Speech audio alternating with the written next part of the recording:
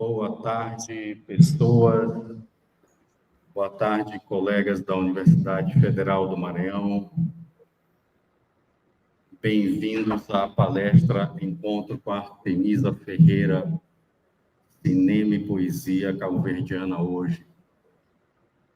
Diretamente de Cabo Verde, via transmissão StreamYard, a gente tem o prazer de receber a colega cabo-verdiana para falar conosco sobre cinema e poesia cabo-verdiana hoje. Essa transmissão é uma parceria dos estudos africanos e afro-brasileiro, a nossa licenciatura.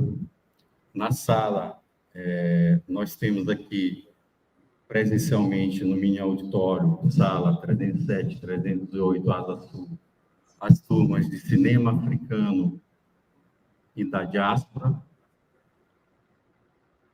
alunos da disciplina Território e Conflitos Socioambientais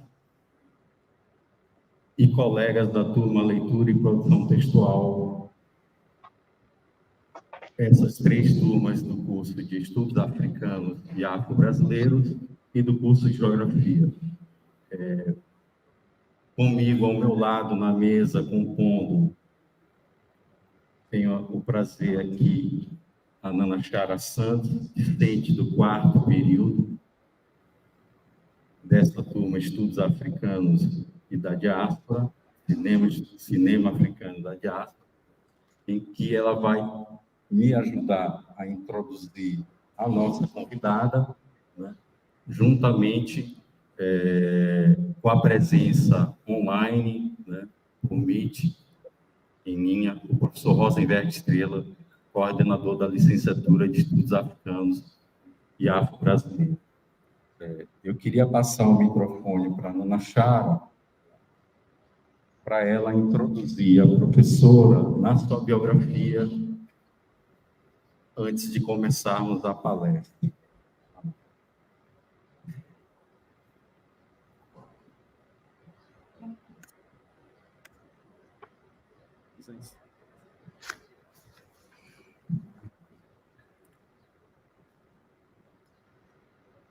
Boa tarde a todos e todas que me escutam, que estão aqui presentes, e também a Artemisa e o nosso coordenador, o professor Beck.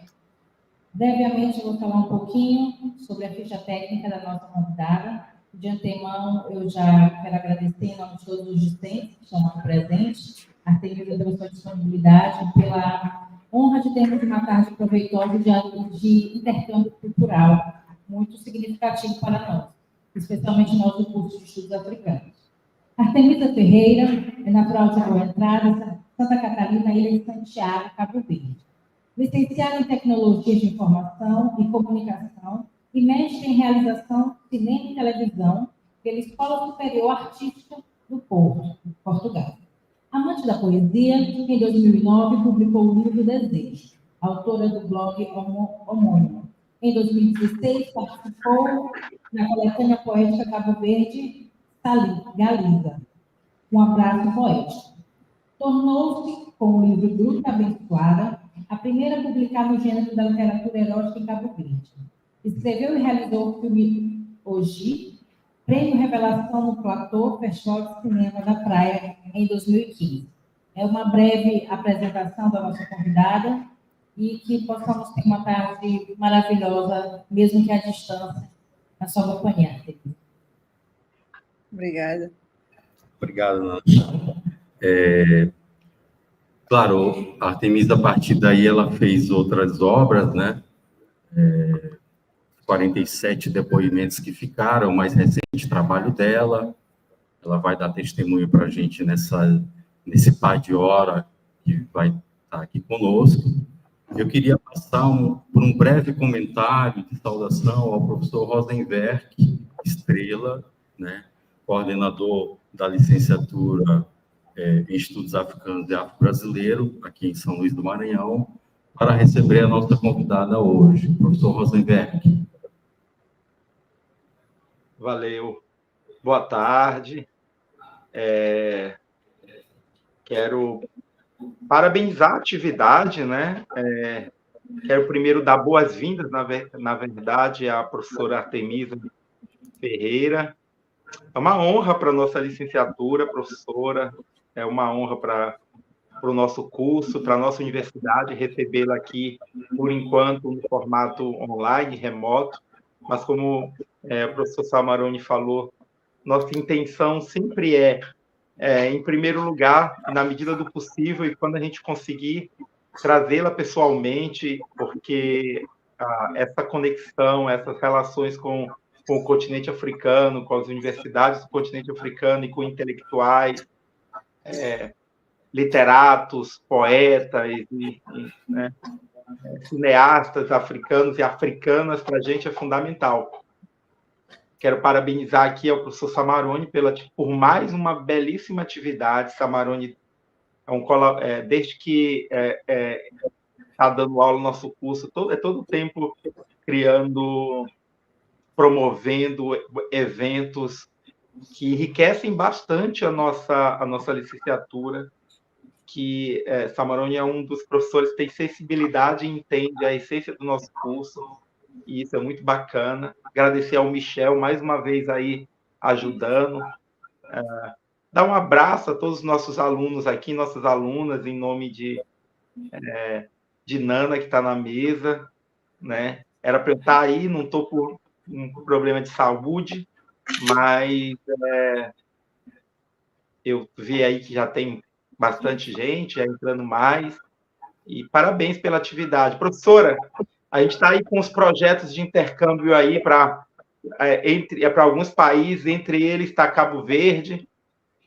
Uma hora a gente vai recebê-la aqui com toda a boa vontade do mundo, com todo o carinho possível, e uma hora também nós estaremos aí com os nossos alunos. A gente esteve aí, né, acho que em 2018, em Cabo Verde, na UniCV, com os nossos alunos, e nós vamos voltar também. Já tem projeto para voltar também, e não demora, nós atraremos aqui novamente, nós traremos em São Luís para dar essas palestras, oficinas, e para você conhecer a cidade, conhecer o Maranhão, o Brasil, ou o Maranhão, não sei se você já conhece, se você já veio aqui. De qualquer forma, seja bem-vindo à nossa licenciatura. Quero parabenizar também ao professor Sávio, né, que está junto aí. Acho que leitura e produção textual da professora... Território e conflitos orçamentais. Sim, que é a disciplina do professor Sávio, né? Isso. A gente está agora numa disciplina que é cinema africano e da diáspora. A gente, ano passado, teve literatura africana e da diáspora, e Samarone, nessa sensibilidade, né, trouxe você, que vai tratar ao mesmo tempo cinema, poesia cabo-verdiano, só enriquece a nossa licenciatura. Está falando que eu tive a notícia hoje, por exemplo, de uma professora do Rio de Janeiro, que eles já estão lá no Rio de Janeiro em articulação para construir uma licenciatura igual à nossa. Hoje mesmo, daqui a pouquinho, eu vou ter uma reunião com essa professora lá da Universidade Federal Rural do Rio de Janeiro, que é a professora Fernanda Felisberto, que é uma das grandes professoras que trabalha com literatura aqui no Brasil. Inclusive, tem um programa aqui de um ator muito famoso, Lázaro Ramos, tinha um programa dele chamado Espelho, que toda vez que terminava o programa, essa professora, Fernanda Felisberto, ela indicava um livro de literatura negra, para que os ouvintes pudessem ler, né? Ela fazia parte desse programa Espelho do Lázaro Ramos. Eu vou me reunir daqui a pouco com ela, porque ela vai... eles estão pensando num projeto muito parecido.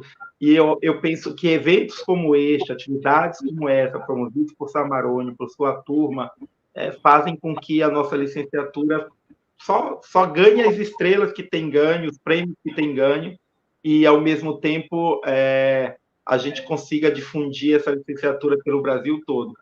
Parabéns, obrigado, professora Artemisa, parabéns aí pela temática, que é muito bacana. Valeu, Samarone, por mais essa atividade. Desculpa por não estar presente, mas assim, é muito bacana a gente poder ter em nossa licenciatura uma atividade como essa. Só nos engrandece e nos enriquece. Abraço. É um prazer, Rosenberg, as tuas palavras. Muito bem relembrado esse momento também. professor Sávio Dias está aqui. Ele se faz de tímido, mas é um agente muito especial do curso, mobiliza muita coisa. Nós estamos, na verdade, fazendo atividades juntos, né, em parceria. Daqui a pouco ele aparece, Artemis, aqui na tela para falar com você, não vai fugir, não. E aí, a dinâmica, como muito bem relembrou o professor Rosenberg, no Brasil é comum as pós-graduações em estudos africanos. Isso é comum, normal. O que é excepcional no sentido bom da palavra, que esta é uma licenciatura, ou seja, um curso de graduação em estudos africanos e afro-brasileiros, com formação para historiadores, para sociólogos, para filósofos, para geólogos. Então, um curso de base que abarca um sentido multidisciplinar muito intenso. E é uma primeira experiência, é um curso relativamente novo, em que o professor Rosenberg foi um dos iniciadores, né? Outros, para não cometer injustiça, tem a professora Kátia Regis, a professora Sendinalva Silva, Poliana Carvalho, né? Se eu estiver enganado, a professora Poliana, o professor Marcelo Pagliota, tantos outros que começaram a formar esse curso em menos de 10 anos, professor. Então, ele já está com uma dinâmica muito intensa nos seus quadros de formação na base de graduação. É um curso que só tem a crescer e enriquecer a realidade brasileira, eu posso assim dizer. Trazer você, nesse momento, em uma pequena disciplina, que é uma disciplina optativa, eletiva, vamos dizer assim, cinema africano e da diáspora, é tentar contemplar uma parte, vamos dizer assim, uma pequena parte, uma ínfima parte, de compreender uma dinâmica de cinema feito fora do eixo, vamos dizer assim, hegemônico ocidental tão conhecido, que você conhece mais do que eu, né? E vive isso mais intensamente do que eu. Então, trazer a experiência de uma realizadora, uma cineasta, como falamos aqui no Brasil, cabo-verdiana, só tende a nos abrilhantar e abrir a escuta para perceber o que a gente pode aprender com você. É nesse sentido, quando eu te fiz tantas vezes o chamamento, implorei quase provocação para vir falar para nós a sua experiência. Que não é só uma experiência de cineasta, né?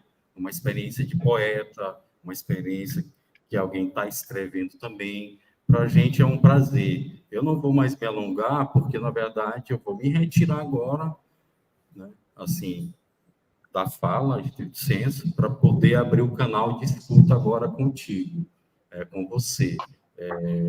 Passo a palavra para a Artemisa Ferreira, a cineasta cabo-verdiana e poeta cabo-verdiana, que vai falar um pouco do seu percurso cinematográfico e poético. Artemisa Ferreira, com você. Vergue, se você quiser continuar e quiser dar uma palavra final antes da sua saída para uma próxima reunião, ou se permanece aberto 1 minuto que eu lhe dou agora. Não, só de iniciar mesmo, só dizer, daqui a pouco eu tenho essa reunião, né? Aliás, tenho 2 hoje à tarde. Mas, assim, é isso, desejar aí boa sorte, bom debate, eu vou ficar acompanhando, tá? Vou só me retirar aqui e deixar a professora no quadro todo, né? Que é a mais bonita aqui entre nós dois, e vai ficar aqui, vai ser melhor nesse quadro aqui, Samarone, do que nós dois aqui. Nana poderia ficar sem problema nenhum, mas é bom ficar, né? Aí eu me retiro e desejo boa sorte, vou estar acompanhando aqui, enquanto não começa a minha outra reunião. Abraço, professora Artemisa. Prazer, quero mesmo conhecê-la pessoalmente. Samarone fala maravilhas. Então, Obrigado, espero que não demore. Artemisa, você. Boa tarde mais uma vez a todos e aqueles que acabaram de chegar. Como o colega já apresentou, sou Artemisa Freira, cabo-verdiana, e agradeço a apresentação a todos que ali estão e por me receber à distância para falar um bocadinho sobre o meu percurso, a minha experiência, tanto no cinema como na poesia. É uma experiência que estou a construir, conhecimentos tanto a nível da poesia como na área do cinema, para dar perceber também um contributo para o meu país, Cabo Verde. Acho que já têm noção como é que é o país, estamos novo ainda no cinema, mas já temos alguns trabalhos de renome aqui no país. Os meus colegas estamos focados a construir uma linguagem nossa, uma linguagem cinematográfica cabo-verdiana, com os trabalhos que estamos a fazer durante esses tempos. Este ano, no Festival Pan-Africano, FESPACO, conseguimos um galardão de ouro, né? Os meus colegas conseguiram ali, que é o prémio máximo, a primeira participação e trouxe logo o prémio máximo, que já é um bom trabalho, né? Eu vou começar, talvez, a falar um bocadinho sobre a minha experiência na poesia. Como o professor Samarone, combinámos nessa parte, ele sugeriu que eu falasse das duas partes da poesia e do cinema, e vou começar então pela poesia, porque foi a experiência antes que antecede o cinema. A poesia começou na minha vida, posso dizer, muito jovem, quando estava no secundário. Então, como estudávamos muito na língua portuguesa, disciplina de língua portuguesa, poesia, então comecei a apaixonar-me pelas construções poéticas, porque tínhamos um foco muito, estudava-se, ou aqui mesmo em Cabo Verde, estuda-se muito a poesia portuguesa, né? O Camões, Fernando Pessoa, a Sofia de Breiner Anderson, Floribela Espanca, entre outros. Então, estudávamos a construção poética. Então, eu comecei com a questão, como se faz e por que fazem, e será que eu sou capaz de? Então, foi a partir dali que eu comecei a rabiscar os meus sentimentos, né? Como sabem, na fase da adolescência estamos todos, é ali que surgem as paixões platónicas, o príncipe encantado, etc. Então foi ali que eu comecei a buscar, e com a ajuda, na altura, da minha professora de língua portuguesa, a professora Ani, ela incentivou, né? Então foi a partir dali que eu comecei a apaixonar, e as minhas poesias são livres. O primeiro livro foi em 2009, Desejo, que era mais romântico. Tem lá o Carris da Paixão, que está mais focado nisso, de mostrar a minha paixão. E em 2017 veio A Gruta Abençoada, que é um livro completamente erótico. É o primeiro, assim como apresentaram ali, é o primeiro livro de poesia, ou mesmo, posso dizer mesmo, dentro da literatura cabo-verdiana, o primeiro livro completamente erótico. Não é que não se fala-se aqui. Temos, desde sempre, os escritores mencionam, falam de uma forma indireta e raras vezes explícita essa forma da escrita, esse género, o erótico, mas numa forma mais tímida. Como aqui nós costumamos dizer que a sociedade nossa é um bocadinho fingidamente erótico, né? Aliás, fingidamente conservador, porque fala-se entre quatro paredes, claro, mas publicamente todo mundo é contra, todo mundo é conservador e não se toca no assunto. Então, como eu tenho uma visão completamente sobre aquilo que é o erotismo, faz parte da nossa vida, do nosso dia, então emigrei para esse género, apaixonei-me por erotismo. E foi assim que nasceu o erótico. É uma forma de eu falar da minha pessoa, a forma como eu critico e vejo a sociedade, e foi mais fácil, talvez, de eu construir a minha visão da sociedade através da da poesia erótica. E o primeiro contacto que eu posso dizer que eu tive com poesias eróticas, construção erótica, foi também na fase da adolescência, quando eu comecei a ler alguns livros da Bíblia. Foi ali que eu tive o meu primeiro contacto com realmente o erotismo, né? Então foi aí a parte da poesia. Em outubro foi apresentar a segunda edição do livro, então que sempre é uma satisfação enorme, uma alegria, sempre que vem as novas edições para o autor, né? Então, é isso sobre a poesia. Não sei se querem fazer algumas questões, se eu passo logo para o cinema, Samarone. Fica à vontade, professora. Aqui o tempo é seu. Ok. E venho trabalhar em algumas questões também da poesia infantil, e tento ligar também poesia ao cinema, né? Claro. Durante as aulas eu trabalho algumas adaptações com os alunos, é uma parte que eu adoro muito fazer, que é adaptar literatura ao cinema, e neste momento tenho lá uma turma de 4º ano, que estamos a trabalhar a adaptação do livro da nossa escritora Dina Salustro, que é Mornas Eram as Noites, que é um livro que ela fala da mulher, a representação da mulher cabo-verdiana, e por ser um livro de contos, estamos a tentar adaptar esses contos em série. Então, já tinha feito alguns com os alunos do ano passado, e este ano estamos a dar continuidade para terminar o livro. Em relação ao cinema, foi quase que, de uma certa forma, paraquedas, ir para o cinema. Como eu fiz, a minha licenciatura foi TIC, Tecnologias de Informação e Comunicação, depois descobri que não tinha aquela paixão mesmo para a informática toda. Então, viajei-me para o cinema, que foi a melhor decisão que eu tomei na minha vida.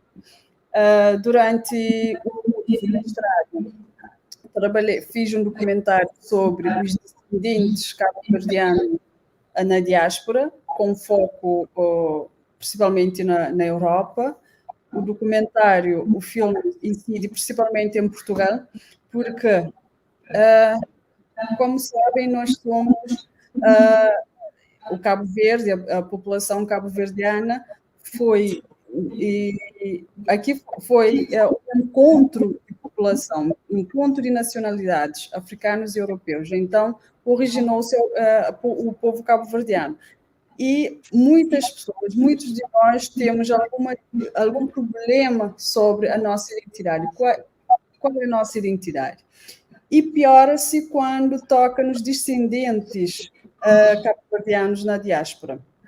Alguns que não sabem quem são, alguns que identificam-se como cabo-verdianos, alguns que identificam como europeus. Então, uma confusão, porque em Cabo Verde são tratados como estrangeiros e no estrangeiro são tratados como negros, africanos, cabo-verdianos. Então, existe uma salada de confusão. Eu fui lá atrás tentar perceber como é que se sentem.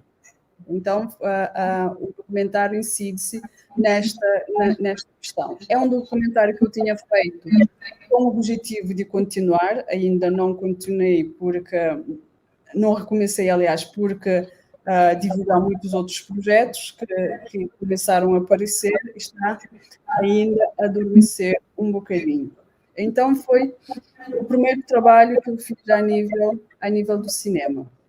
Depois, quando voltei para Cabo Verde, eu fiz a minha primeira ficção, que o nome é Hoje, é uma curta, bem curtinha, porque fiz no âmbito de um festival nos Estados Unidos, que todo o filme tinha que ser um minuto, e falava daquilo que é uma observação minha da sociedade mundial, posso dizer, sobre a questão das redes sociais, o amor das redes sociais. Eu costumo utilizar a expressão da música aqui do Hildo Lobo, o nosso grande Hildo Lobo, que já não está entre nós, o amor do palco, né?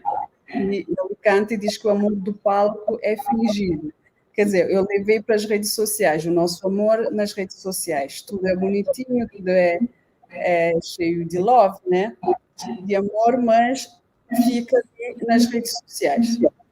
Então, o filme trata de uma família com uma filha, um casal com uma filha e que durante o dia a dia esquecem-se se são pais, mas lembram-se disso enquanto querem postar algo nas redes sociais. Então, esse filme arrecadou um prémio aqui no festival em Cabo Verde e também no Brasil, no festival que vocês com certeza já conhecem, que é Adélia Sampaio, né? Da melhor montagem. Recentemente, no ano passado, apresentei a minha longa-metragem, um documentário. Passei 7 anos na sua construção. Foi um bocadinho complicado fazer este trabalho. É um documentário que fala sobre um dos maiores catástrofes naturais cabo-verdiano. Fala sobre a fome. Sabem, aqui em Cabo Verde temos escassez da chuva, temos o período, aqui não temos inverno, verão e primavera, temos 2 estações, da chuva e da seca. E a chuva demora 2 meses. E há anos que simplesmente não temos praticamente chuva. Hoje em dia não temos problema devido às conjunturas internacionais, os produtos são fáceis de cá chegar, mas antigamente não. Então, a história cabo-verdiana é construída por isso, pela seca, e a seca logo traz a fome, trouxe a fome, e durante todo o ano da existência de Cabo Verde, a população sofreu com isso, com a fome.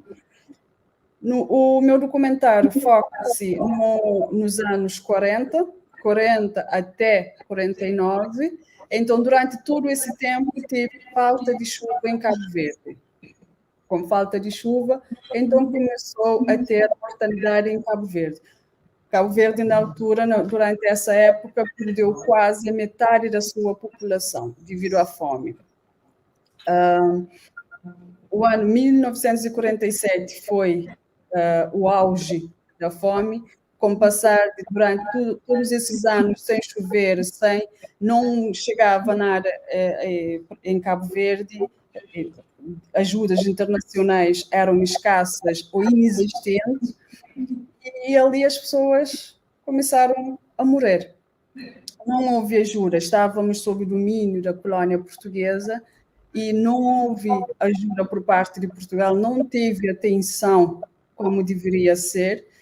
E das pesquisas que eu fiz de alguns historiadores, na altura o Salazar estava a fazer de tudo para abafar aquilo que estava a acontecer no país.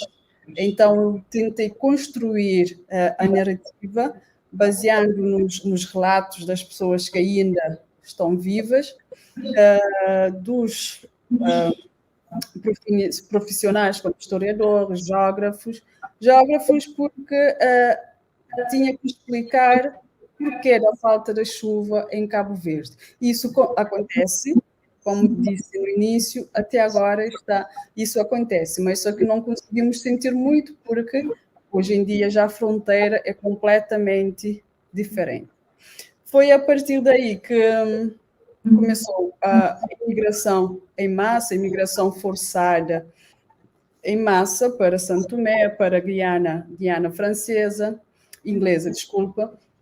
Então, muitos cabo-verdianos, principalmente a situação do Guiana, é interessante porque ali a população cabo-verdiana não imigrou de livre vontade. Claro, eles alistaram-se como escravos para sair e para verem se conseguiam fugir à fome. A par disso, temos a imigração para São Tomé, e imigração para São Tomé foi mesmo o que mais teve impacto na população cabo-verdiana. E muitos não conseguiram regressar, porque ali havia também São Tomé, como sabem, na altura era colónia portuguesa, e a população cabo-verdiana, ao viajar para São Tomé, sobre muita pressão, eram trabalhos que aqui em Cabo Verde não existia. São Tomé é conhecido pelas águas, né, pela sua verdura, e o povo cabo-verdiano não estava acostumado. E, para além disso, era um trabalho sob pressão, e muitos eram açoitados, eram com chicotes e tudo, e ali o povo cabo-verdiano sempre achava que isso era humilhação. E houve também mortes de capatazes, posso dizer, pelos cabo-verdianos. Começaram também a tentar defender, porque não achavam que aquilo, né, segundo o historiador António Correia, achavam que aquilo era humilhação, né? Um adulto de 50 anos, pai de família, receber chicotadas por parte de pessoas mais jovens.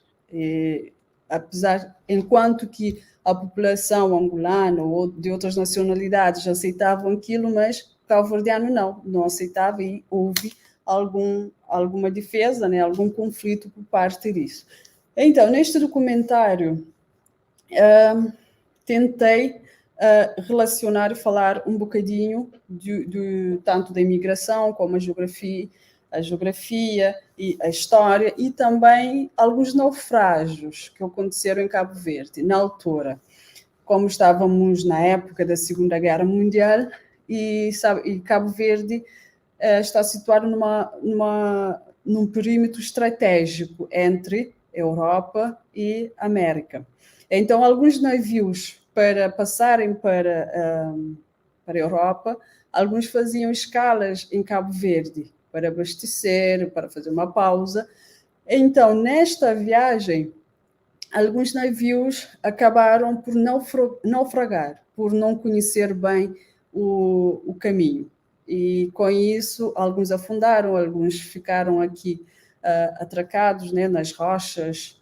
E aquilo que na altura foi um azar, digamos assim, para a tripulante, para a tripulação e para o país de origem, para Cabo Verde foi vantagem, porque o alimento que havia nos barcos serviam-se de alimentação para a população cabo-verdiana. Então, eu tento retratar aqui alguns naufrágios, e um dos naufrágios de maior relevância é o americano, o John Smethers, que vinha de Argentina com toneladas de milho para a Europa, para, segundo informações, alimentar crianças famintas, né, na Europa durante toda aquela fase, né, o período da Segunda Guerra Mundial. Então, ele acabou por acabou ali nas rochas de Santo Antão. Não sei se o professor Samarone conhece, mas Santo Antão é aquela ilha mais montanhosa que temos. Para quem gosta de montanha, tudo isso, de Santo Antão é uma ilha ideal, mas para quem tem vertigem, tem que passar um bocadinho longe, porque aquilo não dá. Então, e acabou por encalhar na zona da Janela, uma zona chamada Janela. O milho que trazia serviu para salvar muita pessoa, muita gente, tanto de São Nicolau, né, as ilhas mais a norte, São Nicolau, Santo Antão, São Vicente, acabaram por aproveitar, principalmente a ilha de Santo Antão, porque a ilha de São Vicente, São Vicente, Sal, são ilhas que tiveram menos impacto da fome, porque São Vicente, que aqui considera-se um brasileiro, né, cantou a Cesária Évora, é uma ilha de portos, Então, ali os barcos paravam ali para abastecer, para descansar, e as pessoas aproveitavam para alguns negócios. Então, não sentiu-se a fome que sentiu-se, principalmente nas ilhas mais agrícolas, como Santo Antão, Fogo, Santiago, aqui, que sofreram mais com a fome. Então, Santo Antão, a nível do barco, do navio John, foi através no desmantelamento do navio, conseguiu-se vender aquelas peças do navio, então São Vicente ganhou alguma coisa. Mas Santo Antão, as pessoas já foram morar naquela zona da janela, para poderem aproveitar o milho. São famílias, mais famílias, e até construíram ali casas, cemitérios também, porque apesar disso muitas pessoas também acabaram por morrer na ingestão de milhos, sabe, aquele milho, e como o barco acabou por afundar, e o milho subia-se com água, né, com água do mar, e muitos, com a fome e a vontade de comer, acabavam-se por comer em demasia, e morreram muitos, e foram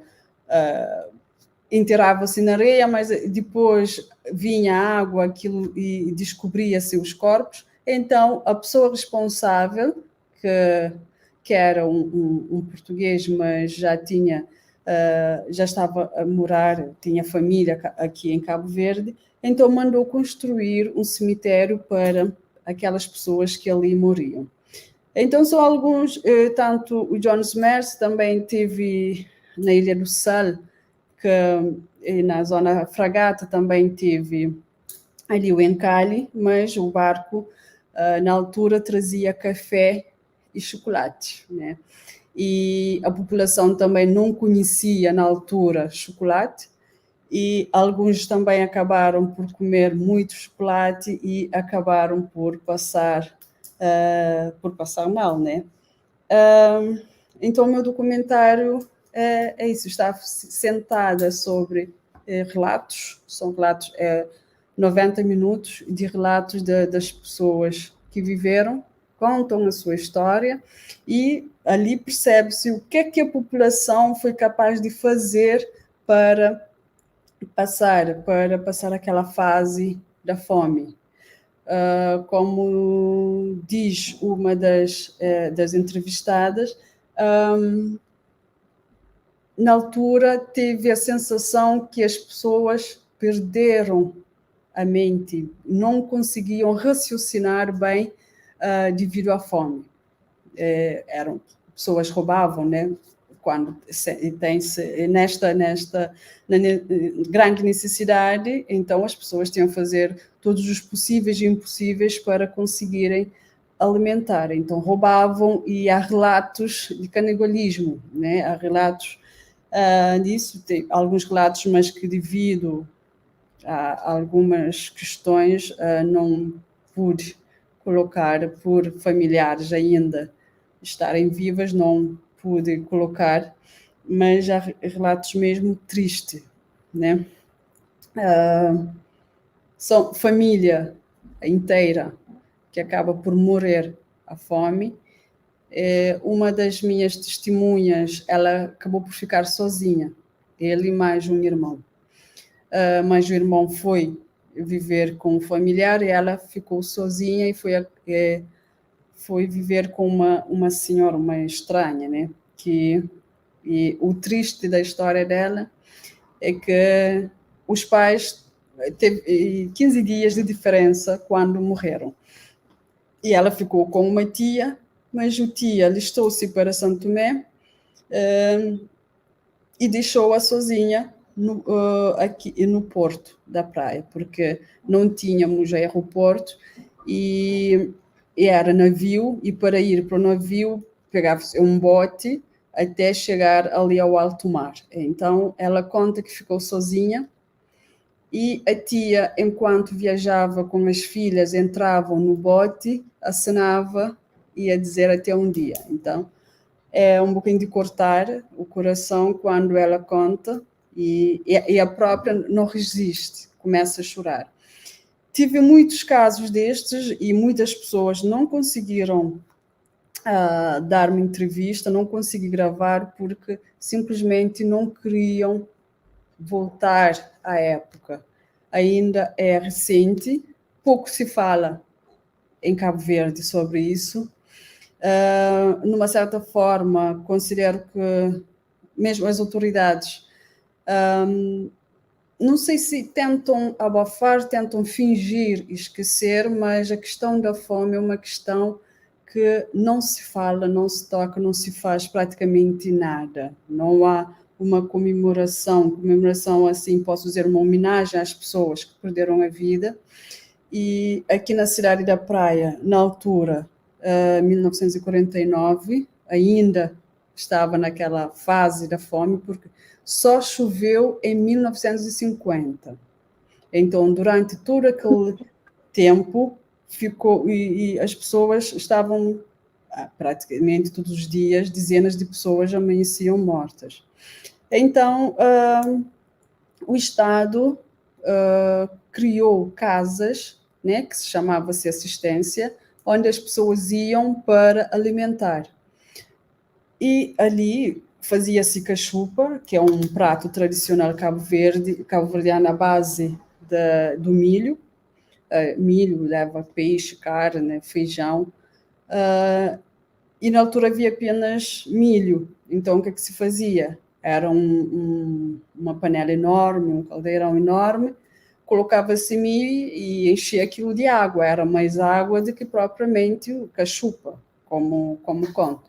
E aqui na cidade da Praia havia uma assistência que por dia recebia milhares de pessoas. Então, num belo dia, em fevereiro, as pessoas foram lá, como de habitual, tomaram um prato de cachupa, né, para passar o dia.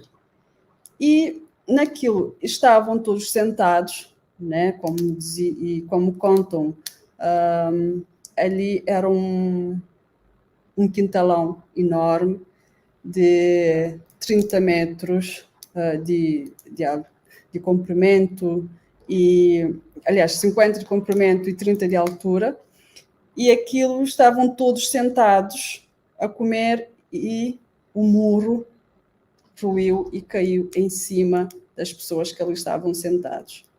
Então, todos acabaram por perder vida. Não há um registro, número exato da perda da população.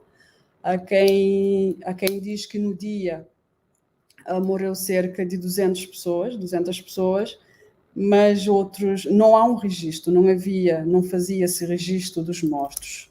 Por isso que nós não temos um dado concreto de quantas pessoas morreram naquele dia e, no modo geral, por causa da fome. Então, ali morreram crianças, grávidas, velhos, jovens, todos que ali estavam acabaram por morrer.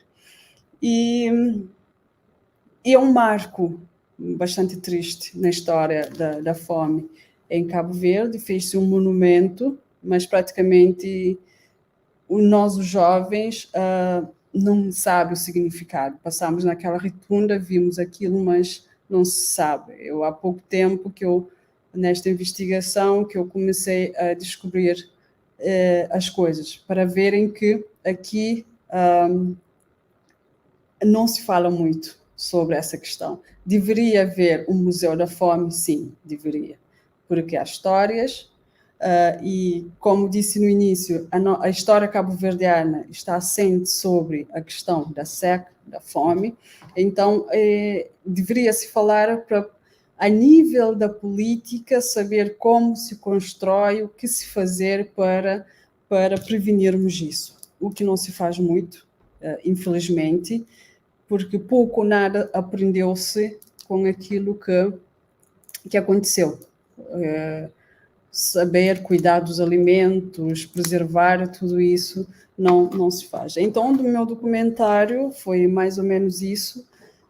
Surgiu da ideia, como todos os trabalhos, presumo, que começa a partir do desconhecido, né? Eu não sei, ouvi falar, mas quero saber.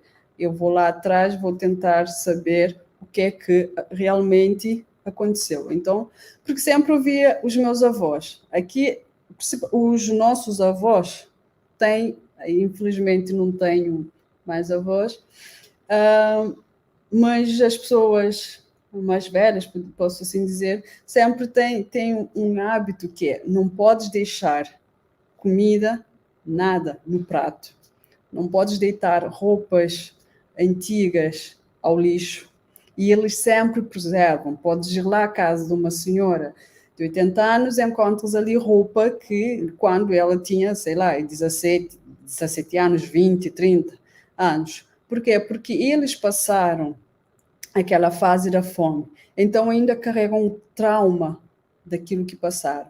Então, sempre, quando comes, deixa um bocadinho no prato, vem lá eles. Vocês não sabem o que é que aconteceu, vocês não conhecem a realidade cabo-verdiana. Então, é um marco que ficou na alma. É por isso que eu disse que muitos não aceitaram gravar entrevistas, porque simplesmente diziam, eu não quero falar sobre isso. Eu não quero falar sobre isso. E depois remetem ao silêncio. Mas é aquele silêncio que percebes a dor do passado, que ainda está presente. Então, é um documentário que eu tive muitas vezes, chorei, porque quando começam a contar, não há como. Não tinha como eu não chorar. Eles começavam a chorar e tinha que ser forte e saber como falar com eles, porque é um tema ainda sensível. Então tinha que procurar palavras. Comecei com um colega antropólogo, mas ao longo do caminho acabei por ficar sozinha. E então ele aprendi algumas coisas com ele, a forma como falava, né? Porque ele já tinha experiência nas suas investigações, como falar com essas pessoas, porque ainda estão muito, muito sensíveis a nível disso. Foi uma produção que eu fiz sozinha. Eu ali fiz de câmara, fiz de som, fiz de iluminação, fiz de edição, quer dizer, o pacote todo fiz sozinha, porque aqui em Cabo Verde o que se falta muito em relação ao apoio financeiro, e é um bocadinho complicado, porque por um lado há pouco apoio do governo, agora já se começa a aparecer um bocadinho, mas é bastante irrisório para aquilo que se pretende fazer. E por outro lado, temos as empresas que ainda não perceberam a importância do cinema, o porquê financiar cinema. Podes ter um amigo empresário que conhece a história de, não, eu financio, mas não é tudo. Não é tudo. A nossa, só para terem uma ideia, aqui a nossa televisão praticamente não passa as nossas produções nacionais, principalmente a nível do cinema. Tive a época da pandemia que tudo estava fechado e houve lá um projeto em que passava todos os dias um filme nacional. Mas a nossa televisão está focada ao internacional, principalmente as telenovelas brasileiras. Temos 2 telenovelas diárias e às vezes uma telenovela portuguesa, mas não encontra produções nacionais. É uma crítica que há muito estamos a fazer, estamos a reclamar, e até no outro dia, que foi o Dia Internacional do Cinema, aliás, a televisão, foi a mesma coisa, mas não há ainda um projeto para ver que seja um projeto de lei para uma certa obrigação de passar as produções nacionais. Então, foi durante 7 anos que ali, com o meu salário, tentei construir o meu documentário, porque aqui é preciso ter muito amor ao cinema, muito amor naquilo que se faz, para podermos ter alguma coisa, para podermos fazer, porque senão Se é para sentar e esperar até conseguir juntar a quantia para começar a trabalhar, esquece, às vezes podemos chegar à reforma à espera. E como não gosto muito disso, de esperar, comecei a fazer e acabei. No final, consegui alguma ajuda de alguns amigos para viajarem para as outras ilhas, principalmente Santo Antão, para fazer aquelas entrevistas, né? Como disse, Santo Antão também é aquela ilha que sofreu tanto quanto aqui em Santiago, por ser agrícola. Então, tinha muitos relatos das pessoas para falarem sobre isso, sobre o processo da fome.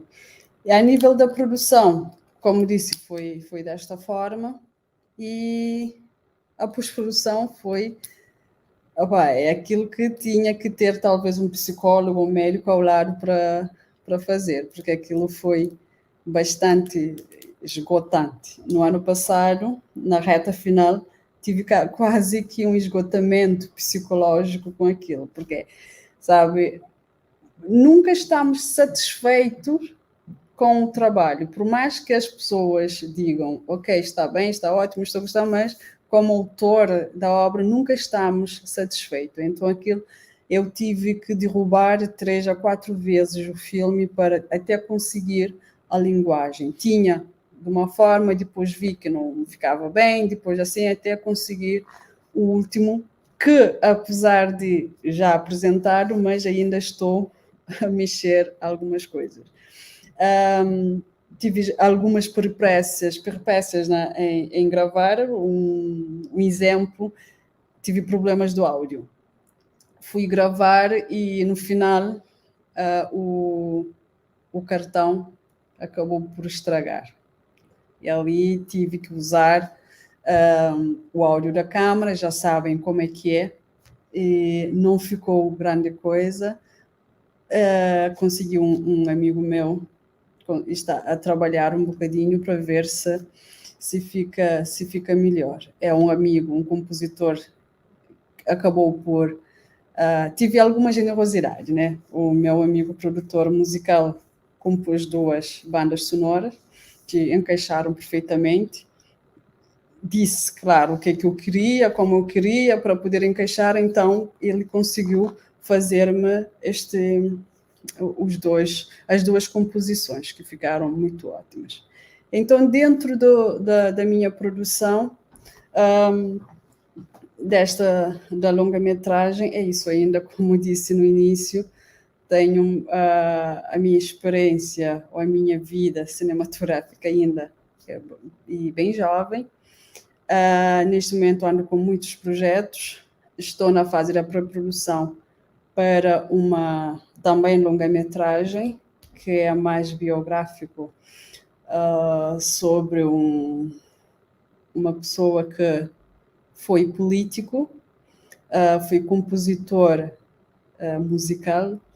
Ele fez poucas composições, mas essas poucas composições marcaram e marca ainda a cultura musical cabo-verdiana, a cultura em si, e que morreu de uma forma misteriosa, com muitas conclusões, e ninguém sabe exatamente o que é que aconteceu naquele dia. Algumas versões não confirmadas. É isso que eu quero vir trabalhar, já comecei, estou naquela fase. Prometi que não vou fazer um filme sozinha, sem financiamentos, mas estou naquela fase da procura, e o bichinho interior está quase a começar a levantar e começar a fazer as coisas.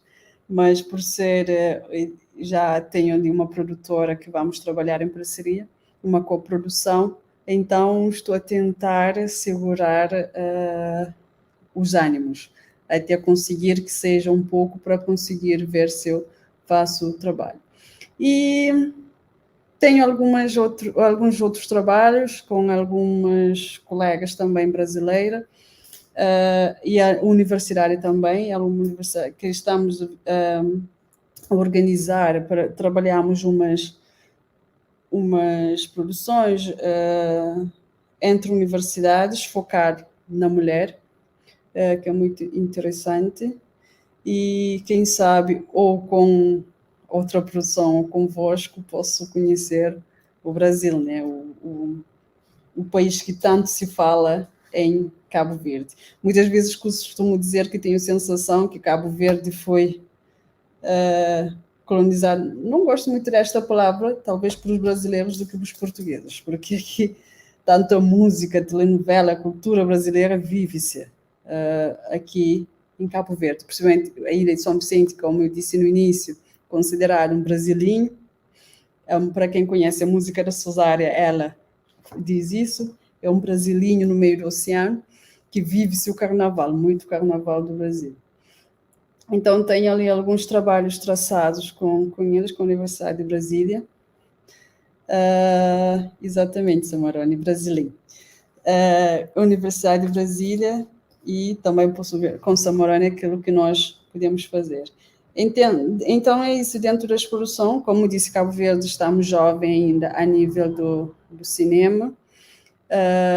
Muitos alunos que estão agora a terminar a universidade estão a começar a produzir alguma coisa, apesar que temos muita produção audiovisual aqui no país, mas com foco na música, em videoclipes, porque aqui acho que eu sou a única que não canta, mas aqui quase praticamente todo mundo canta.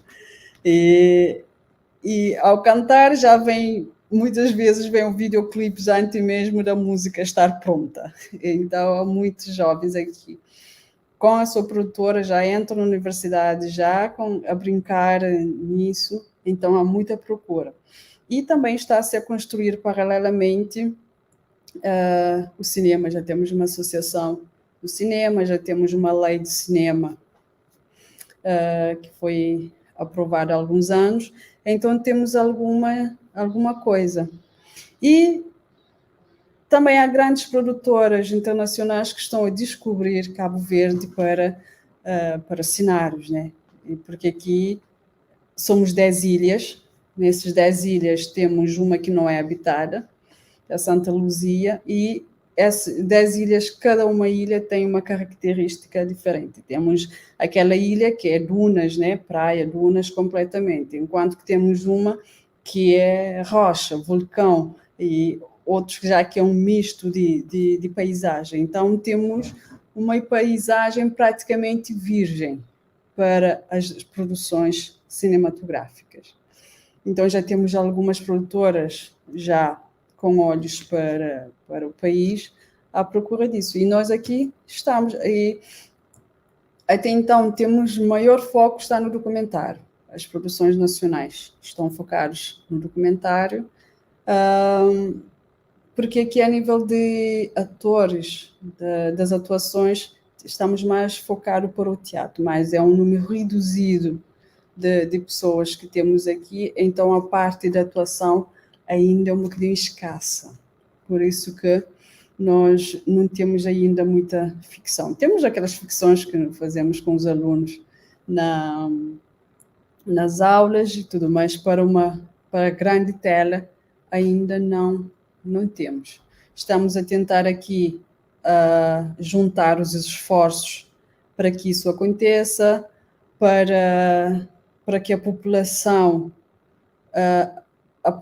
volte a apaixonar para as telas do cinema, sair um bocadinho do streaming em casa e ir para as salas. Não temos muitas salas, infelizmente,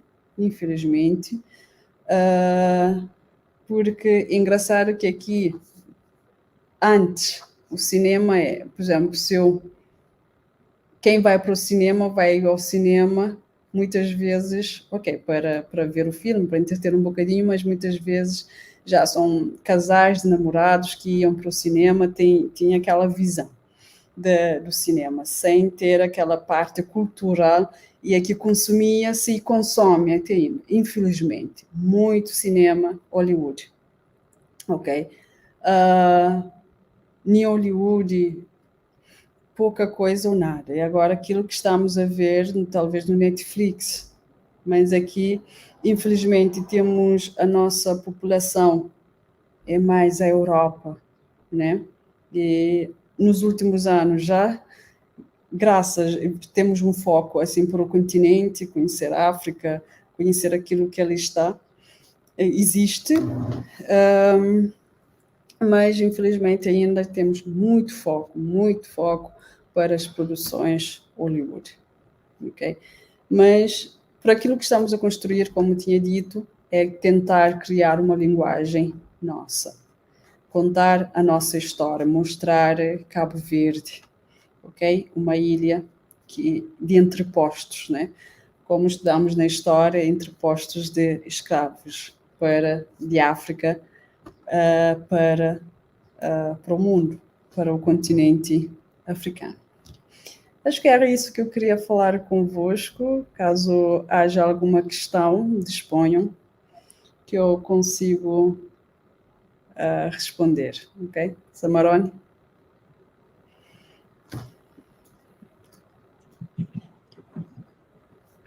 Oi, Artemisa. Me escuta? Me escuta? Sim, sim, sim.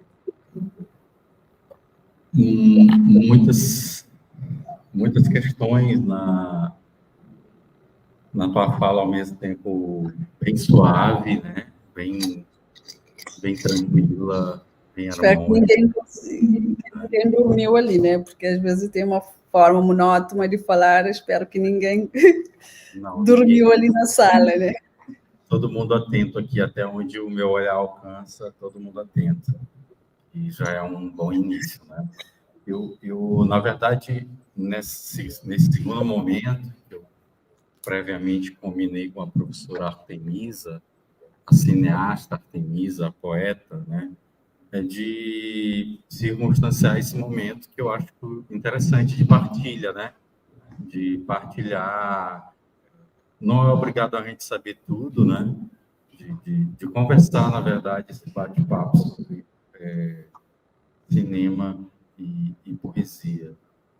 Eu penso que a gente vai abrir alguns blocos pequenos, né? De 3 reflexões, perguntas, né? Eu mesmo gostaria de fazer pergunta, mas eu vou me segurar, vou deixar para os alunos. E a gente só tem um probleminha aqui, que vocês vão ter que vir para frente pelo microfone para poder fazer a pergunta. Infelizmente, eu não vou poder ir até aí. Primeiro, não vai dar pela extensão do fio, e segundo, para evitar a microfonia, certo? Então, por isso, quem quiser também anotar a pergunta em papel, pode trazer, eu faço para a professora, tá bom? Quem for mais tímido, pode fazer esse recurso.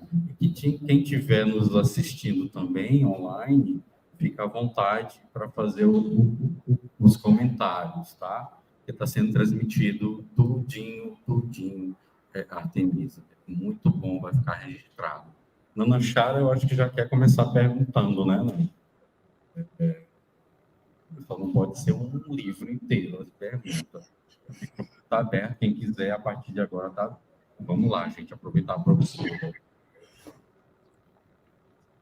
Professora, eu tenho, na verdade, tinha uma pergunta calculada para fazer, mas eu vou fazer outra também, aliada a ela.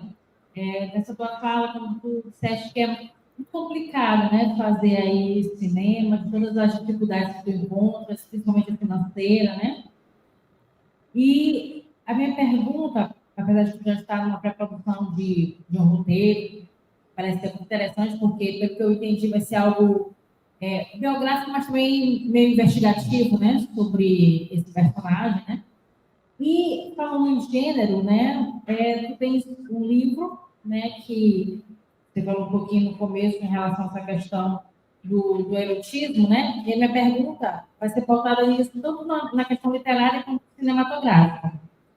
Em termos de cinematografia, se tu tens vontade ou um planejamento de levar esse gênero ao cinema, se falaste que aí quase não se consome questões locais, né, nacionais, na TV, né? Então, acredito que é bem desafiador para vocês cabo-verdianos terem esse olhar realmente mais, não só atento, mas um olhar mesmo de reconhecimento para vocês cineastas e autores, de forma geral. Então, você tem esse planejamento de levar esse gênero também para o cinema, e se aqui no Brasil, de forma, no senso comum, eu não sei se é da mesma forma aí, mas o erotismo ele é muito confundido com o pornográfico, né? Às vezes muitas pessoas acabam confundindo. E eu queria saber se para ti, enquanto mulher, principalmente por ser mulher, né? Porque a gente ainda vive num mundo muito machista, se tu encontrou muitos desafios para poder fazer essa narrativa, escrever esse livro erótico, como é que tu encontrou, como é que lidou, né, também, se teve alguma crítica em relação a isso aí em Cabo Verde, como foi essa recepção desse livro, e se tem vontade, então, se tem planejamento de transformar, não esse livro, mas assim, de fazer algo desse gênero no cinema também. Na temática. Questão do feminino, né? O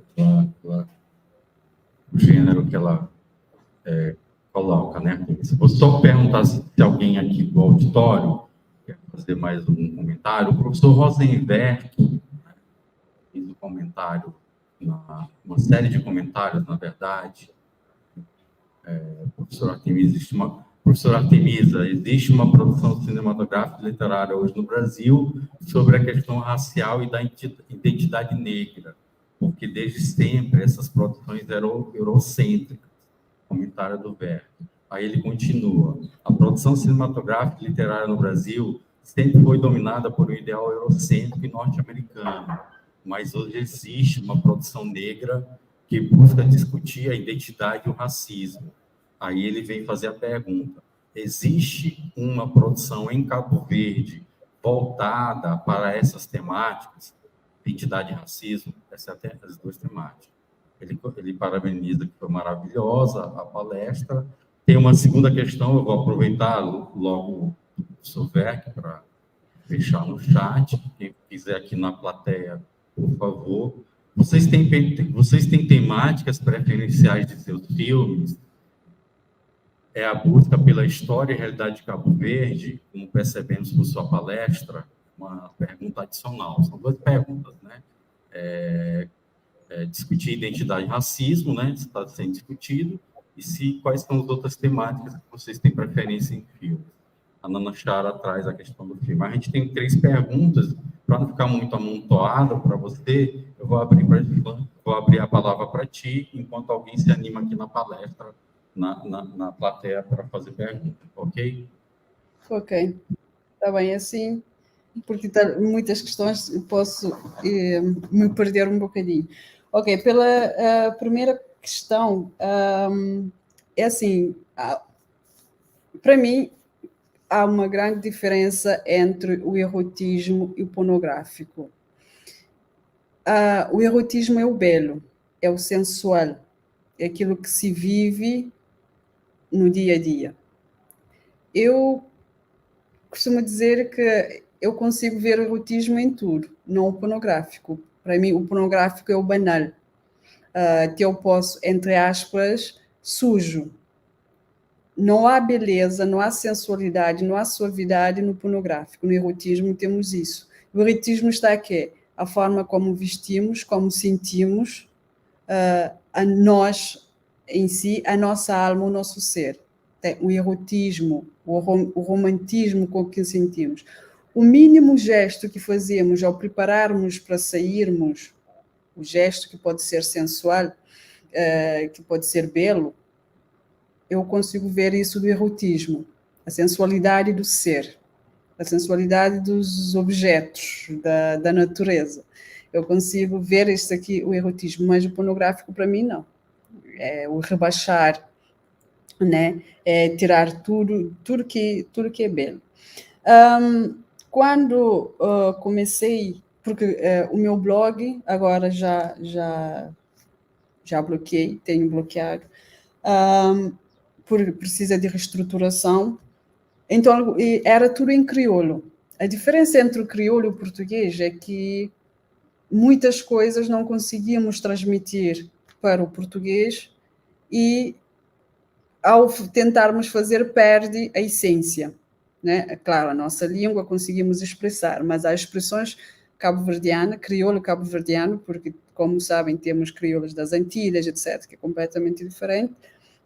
Não conseguimos traduzir para e português porque perde toda a essência. Então, eu escrevi em crioulo. E o erotismo em crioulo, da forma como eu escrevia, ali sim, remetia um bocadinho ao pornográfico, um erótico selvagem, né? Por isso eu optei-me pelo português. O erotismo na língua crioula é algo que eu estou a tentar aprender, construir. Houve, como disse no início, por sermos uma sociedade fingidamente decente, houve críticas, houve quem mandou-me sinalizar o blog, maiores de 18 anos, houve muitos comentários sobre isso. Por ser mulher, por escrever o erotismo, né, que muitos não levam o erotismo à forma de viver, leva tudo para a sexualidade. E há quem sempre dizia, não, quando eu leio os teus textos, os teus poemas, eu consigo tentar ver-te nela. Percebem isso? Sabe? Nos homens, claro. Sempre diziam-me isso. Eu tento ver. Há pessoas que depois ficámos amigas que diziam, não, quando eu lia, eu sempre imaginava-te. Eles não tentam interiorizar que existe talvez um sujeito poético, mas a pessoa em si. Pretendo, sim, levar ao cinema. Agora, uma outra produção que eu gosto muito, que é videoarte.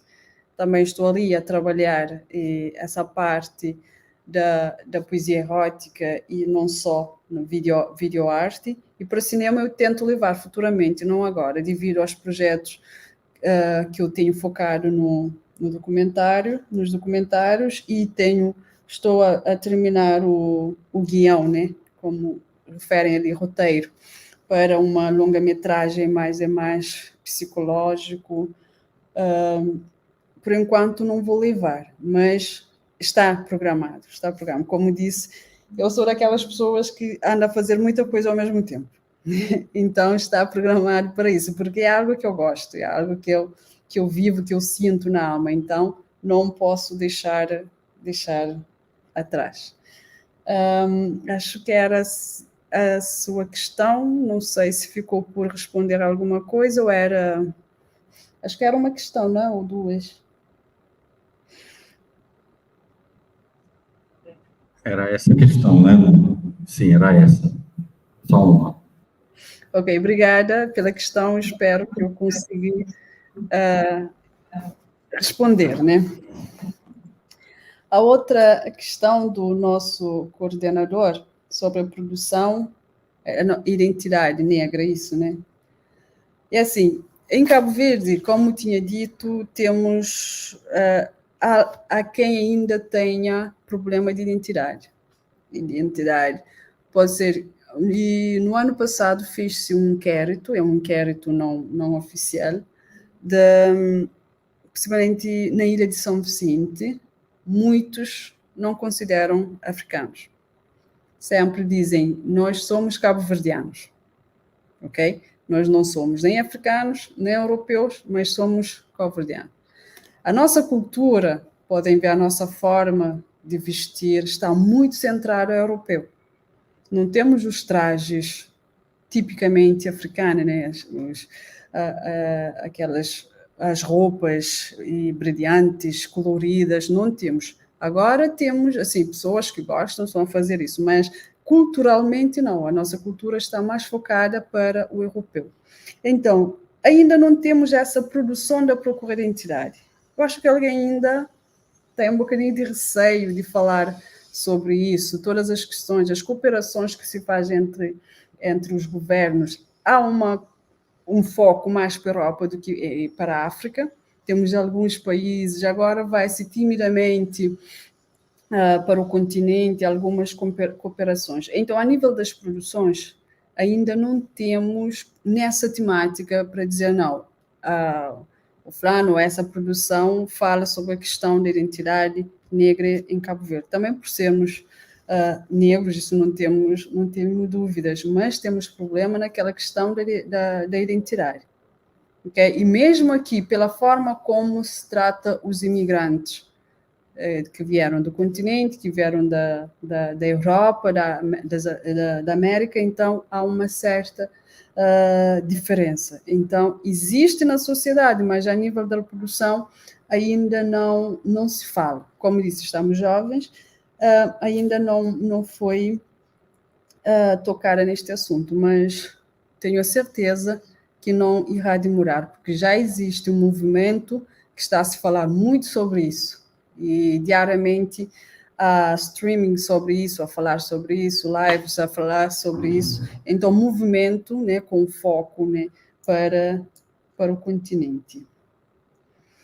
A outra temática, já me esqueci, aliás, desculpa, a outra questão do coordenador era, Samarone, faz-me aqui lembrar. Se as temáticas preferenciais de seus filmes, né? Pelo que tu tem, para ajudar um pouco mais, né?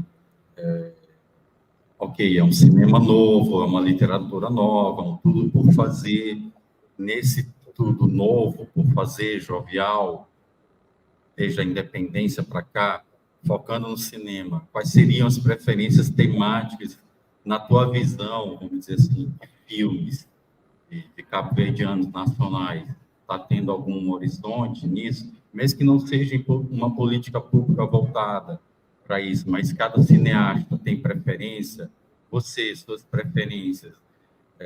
Aí ele joga outra, a história, a realidade cabo-verdiana, ou outra coisa, vamos dizer assim. Sim, aqui aquilo que se tem produzido até agora está mais focado na nossa realidade, aquilo que somos, contar a nossa história. Porque a nossa história ainda não foi contada. Temos algumas literaturas que falam-se de uma forma indireta sobre, mas temos muitas questões, ainda posso dizer que nada foi contado. Então, o meu objetivo é isso, é contar a nossa história, é mostrar, tanto nós cabo-verdianos, que estão na diáspora aqui e estão aqui sobre a nossa realidade, como eu fiz com a fome, porque é um tema que praticamente ninguém, jovens assim, conhece a história. Então o objetivo é isso, é pegar e resgatar aquilo que aconteceu, aquilo que foi Cabo Verde, para mostrar à nossa população, principalmente a diáspora, porque não sei se sabem essa parte, mas Cabo Verde tem mais população fora do que dentro do país. Então o objetivo é isso, é fazer conhecer quem somos, quem sabe para saber para onde vamos, né? Ajudar-nos a construir o futuro. E os meus colegas também vão nesta temática, como disse, estamos mais focados no documentário, trazer, resgatar a nossa história, dar a conhecer a nossa história. É isso. Obrigado. Pessoas aqui do auditório, professor Sábio, Michel, suscitando nomes aqui, provocando, colegas, perguntas. Julito, vem até aqui, tu faz a pergunta aqui, tá? Aí tu te identifica e faz a pergunta. Boa tarde, professora Artemisa Ferreira. Eu me chamo Léo Newton, sou aluno de Geografia do primeiro período, né, bacharelado. Eu gostaria de saber quanto tempo durou a seca em Cabo Verde e quanto ao seu primeiro curta-metragem ficcional. Qual foi o nome do filme que eu não vi, sobre... Você vai falar um pouco mais sobre ele. Ok. Notou o teu primeiro filme, né? Curta, E quanto né? tempo demora a seca, isso? Que ele... Exatamente, as últimas secas, né? A gente relembra falar das... vai se identificar, colega. Brilhante. Boa tarde. Boa tarde. Me chamo Raquel e, no caso, estou muito feliz de participar dessa palestra. Eu sou da licenciatura em Estudos Africanos e, no caso, comentar um pouco, né? A sua fala traz muitas aproximações. A ideia do cinema cabo-verdiano com o cinema brasileiro. O processo do contexto, de um silenciamento na história, a partir dele, fazer uma produção cinematográfica. Aqui no Brasil também nós temos muito ecos nesse processo histórico. Ela falou da década de 40 e aqui ainda tem uma história recente, que é bem complexa, que é a questão da ditadura militar. Ou mesmo, olhar cinematográfico, que é muito colonizado no nosso caso também. E agora o professor Rosenberg, que é o apresentar falando do Lázaro Ramos Espelho, que é pouco reconhecida a nível nacional. Então, também nós temos ainda uma história formada por silenciamento. E, nesse caso, tem uma pergunta, duas perguntas, mas o professor Rosenberg até fez uma parecida. Ela falou de uma construção de uma linguagem do cinema cabo-verdiano. Já é presente essa construção dessa linguagem ou um elemento comum seria esse sentido do silenciamento do processo histórico, né, de Cabo Verde? E outra, pensando na noção de público também, né? Nesse processo, nesse contexto, tanto da literatura como do cinema, que eles começam a ser feitos a partir de outros pontos de referência, surgindo uma visão eurocêntrica ou estadunidense. Como é que tem acesso a esse público dentro de Cabo Verde? E qual é que tem as características desse público, dessa faixa etária, de gênero, de classe social? Obrigada. Desculpa, não percebi muito bem a segunda questão.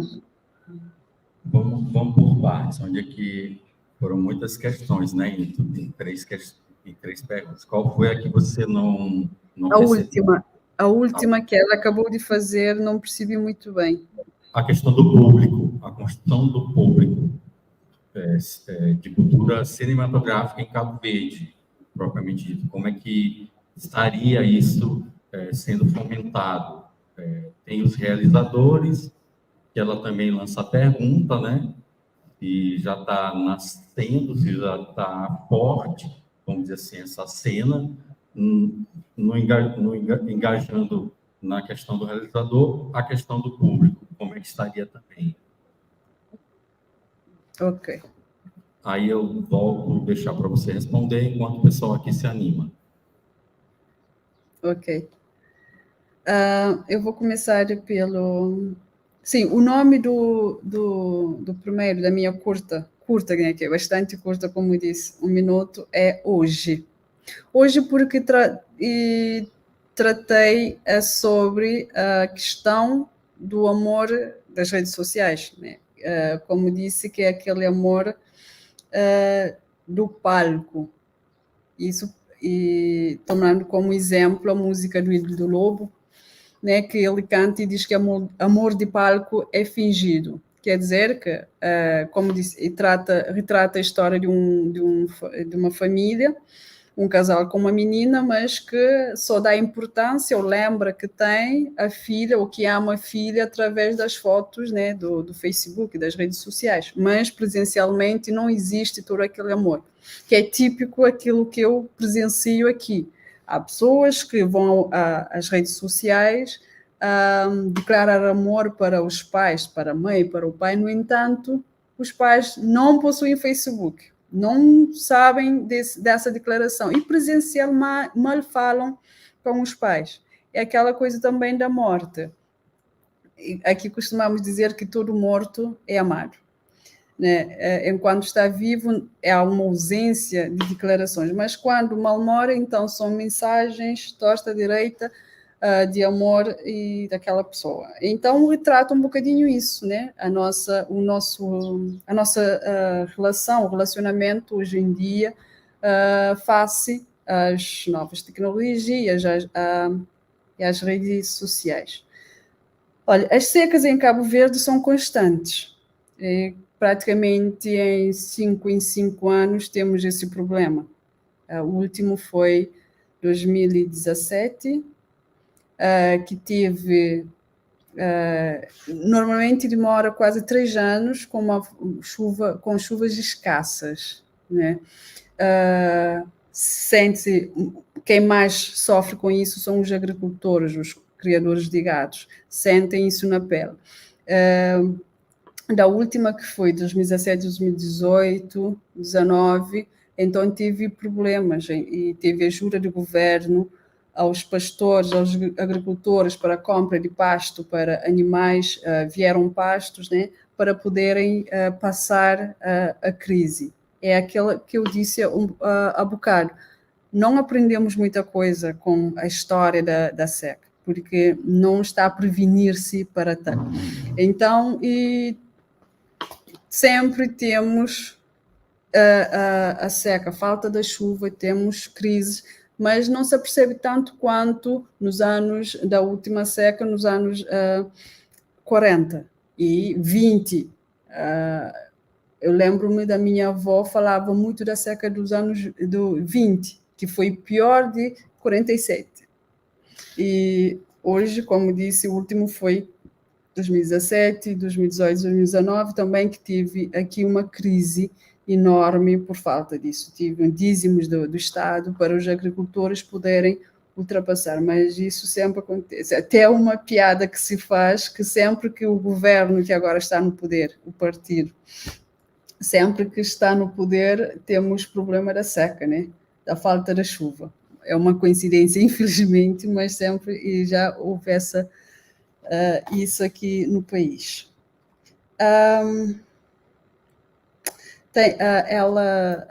A moça, ela fez sobre a construção da linguagem cinematográfica cabo-verdiana, se ainda existe isso. Estamos na construção, ainda não temos definido, como disse, somos jovens, ainda na área do cinema, ainda não temos uma linguagem definida, ok? Não temos ainda essa característica, mas é isso que estamos à procura. Quando vemos um filme de Hollywood, de Bollywood ou de Hollywood, nós vimos as características claras, né? Ou se estamos a ver um filme do Brasil, um filme de Portugal, com certeza temos uma linguagem que se difere, né? A nível das produções, diferem. Mas aqui ainda estamos nessa construção. Estamos jovens ainda, mas vamos lá chegar, tentar criar a nossa linguagem. Em relação ao público, o nosso público ainda não conhece o nosso trabalho, infelizmente. É um grupo bem pequeno que segue, acompanha, mas são os grupos são os grupos amigos, os grupos que estão mais próximos que acompanham. Mas, na sua maioria, não acompanha ainda a nossa produção. O meio mais fácil da divulgação é a nossa televisão nacional, que, por sortudo, não contribui com isso, que é na divulgação dos nossos trabalhos, né? O acreditar, o apresentar, para nos motivar, ainda não existe. Temos esse problema a nível disso. Então, por isso que faz-se festivais de cinema aqui, já tivemos Festival do Platô, que agora não está a funcionar, era praticamente ausência de públicos, por não conhecer ou não engajar muito nisso. Ficamos agora com o Jarfogo Film Festival, que acabou de encerrar nos últimos dias, também é o seu segundo ano, mas ainda tem essa falta de público. Por uma parte, também é uma certa culpa da organização em divulgar, publicitar o festival. E temos o OIA, que é em São Vicente, que tem muito foco no cinema universitário e tal, que os festivais têm esse objetivo, que é levar as produções para a população, mas ainda é muito fraco ou inexistente, porque estão concentrados na cidade da Praia, na cidade do Mindelo. E temos as outras ilhas, temos os outros concelhos que não conseguem chegar e a nossa televisão não passa. Mais uma vez, toco nesta tecla. E é por isso que temos mais um consumo do cinema Hollywood, que é cinema comercial, do que o nosso filme cabo-verdiano, o nosso filme africano. É isso.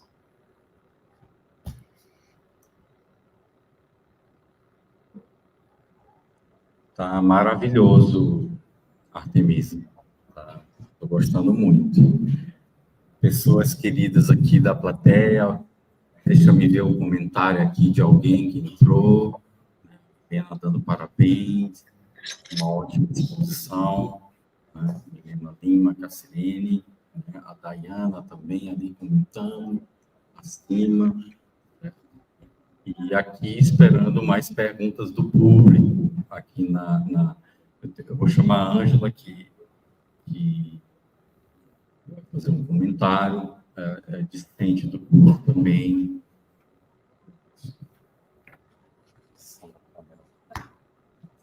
Boa tarde a todos, boa tarde a todas e todos. Boa tarde, professora Artemisa. Boa tarde.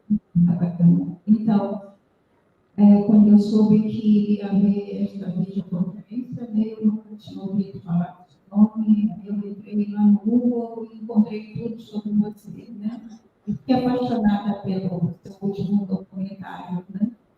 Eu estudo no curso em si interdisciplinar, né? Geografia, história, literatura, e eu estou estudando tudo isso, assim, de uma lapada só.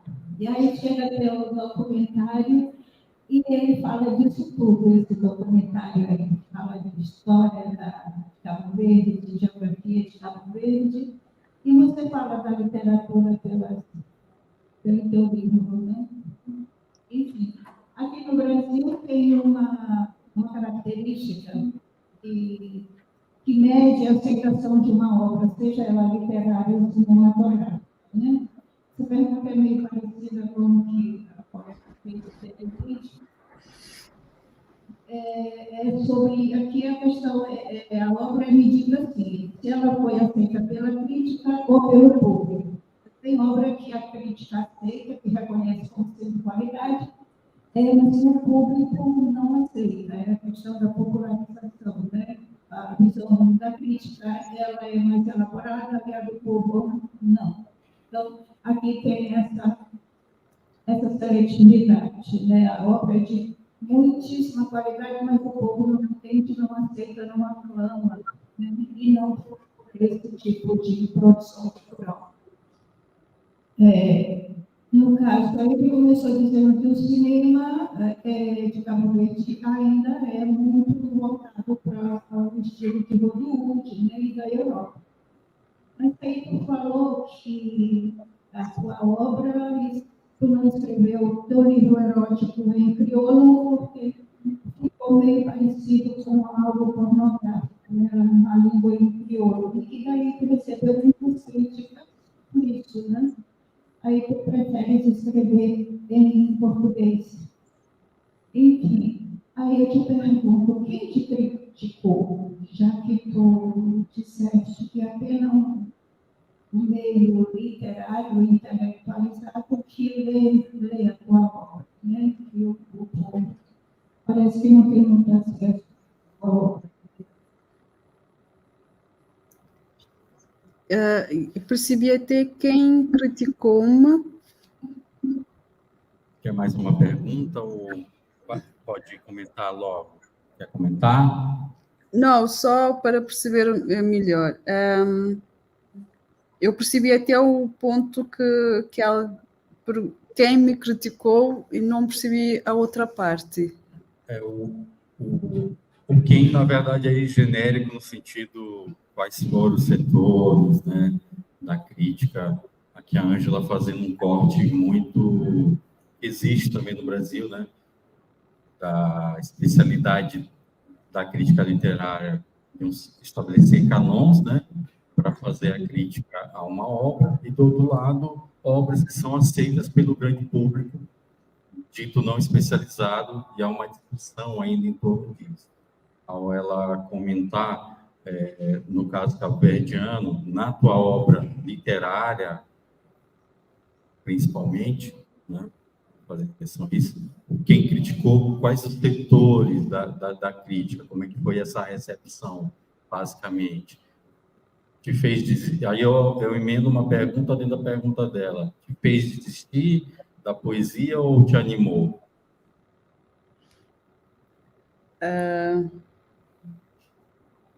Muito pelo contrário, animou bastante, porque eu sou daquelas que anima com críticas negativas, ok? Quem não me anima não me desanima, né?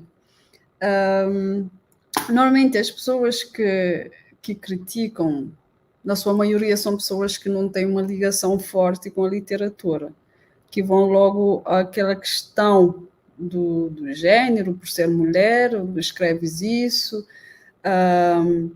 não tem aquela ligação. Ok, ela escreveu sobre erotismo, ok, o erotismo é uma vergonha, tu a escrever sobre isso, sobre escolher esse tema do erotismo para falar. Até porque na altura, quando eu apresentava, tive algumas dificuldades em encontrar apresentadores, porque alguns consideravam-se bastante conservadores para falar sobre o tema público, mas muitas vezes eram aquelas pessoas que eu sabia que são doutores na área, né? Fui lá de propósito, mas recusavam. E outros sentiam-se envergonhados por falar sobre isso. A nível das pessoas que percebem da literatura, por exemplo, temos a professora Fátima Fernandes, Samarone, acho que já conhecem, né? Que é da literatura, ela estuda, o seu foco é na literatura africana, a literatura em si. Ela foi uma das minhas apresentadoras. E ela um dia disse-me, olha, estou a estudar o teu trabalho com os meus alunos. Durante as aulas estamos a analisar a tua escrita poética durante as minhas aulas, o erotismo durante as minhas aulas.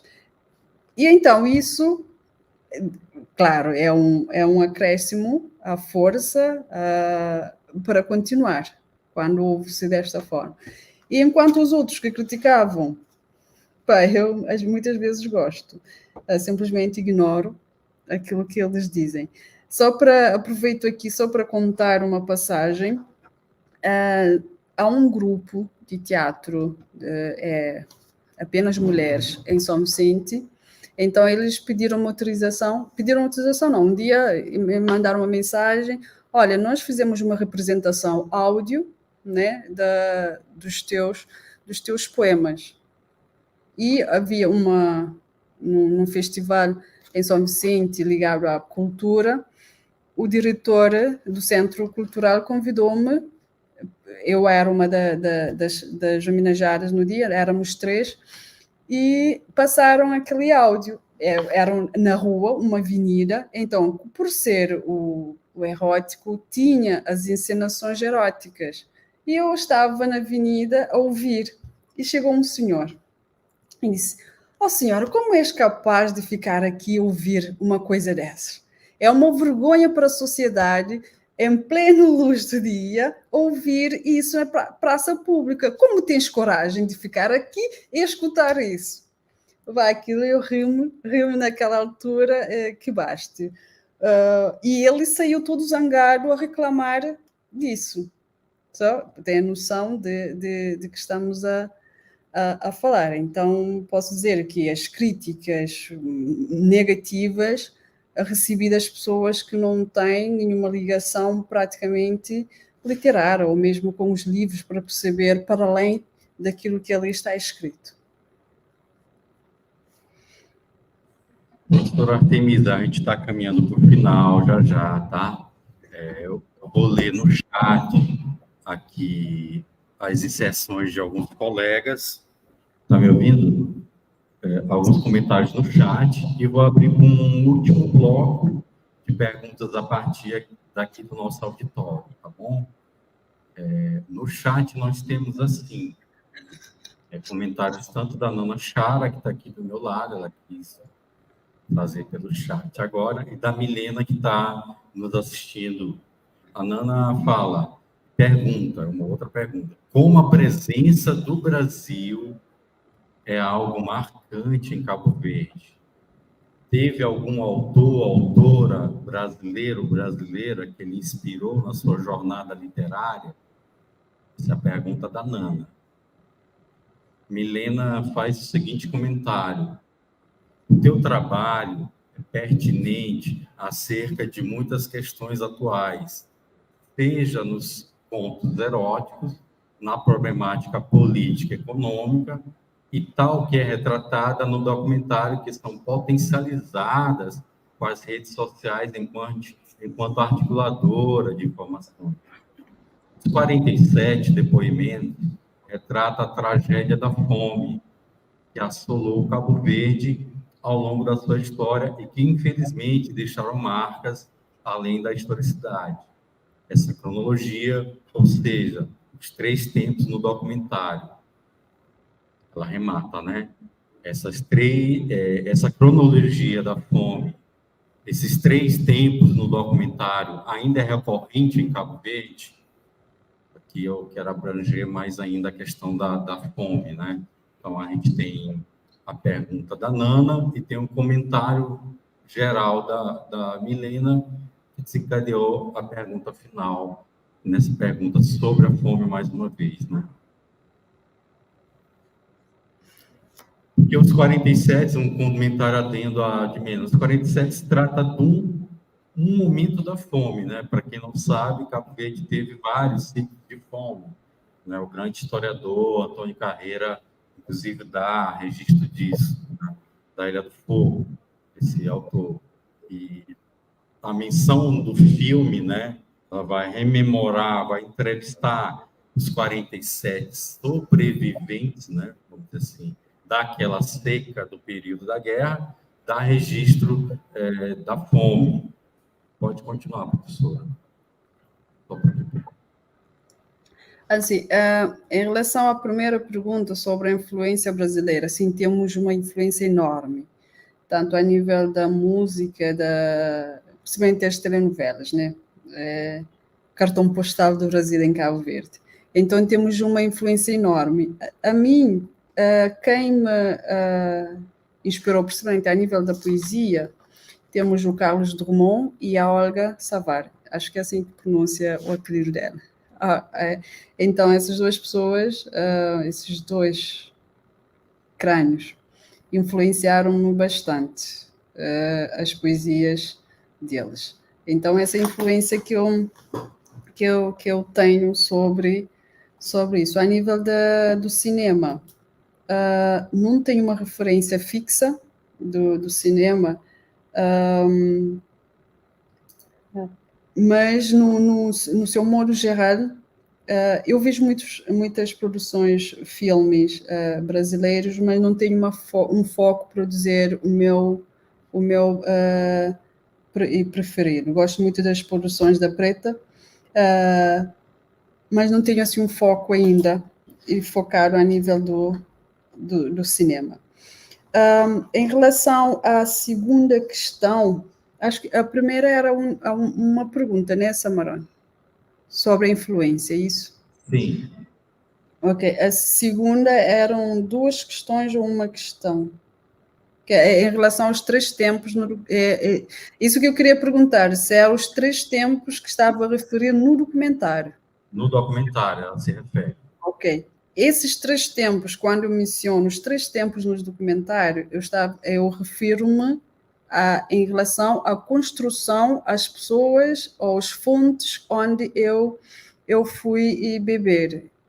Esses tempos são os fontes, 3 tempos, porque são pessoas que passaram a fome, sentiram a fome realmente no seio familiar, eles sentiram a fome. Pessoas que passaram a fome, mas não tiveram necessidade por terem boas condições de vida e, por conseguinte, ajudaram as pessoas. E por último, os profissionais na área, os historiadores, os geógrafos, os antropólogos, sociólogos que participaram a responder aquelas questões. Então, são esses tempos que eu me refiro aqui de uma forma indireta. Os 3 tempos, as fontes que sustentaram a criação narrativa do documentário. Eu vou aqui acrescentar aquilo que o Samarone disse em relação ao 47, são os 47 entrevistados, mas aqui há uma certa confusão, porque não são 47 pessoas, mas 47 é o ano em que começaram as mortalidades. Exato, porque durante 3 anos sem chover consecutivo, então a partir do ano 1947, as pessoas começaram a morrer em demasia, ok? E 49 foi a época em que houve a queda de assistência, que morreram toda aquela pessoa. Foi tudo abafado, né, pela colónia portuguesa. Até no documentário, uma parte que o professor António Correia diz que os jornais proibiram-se de falar, né?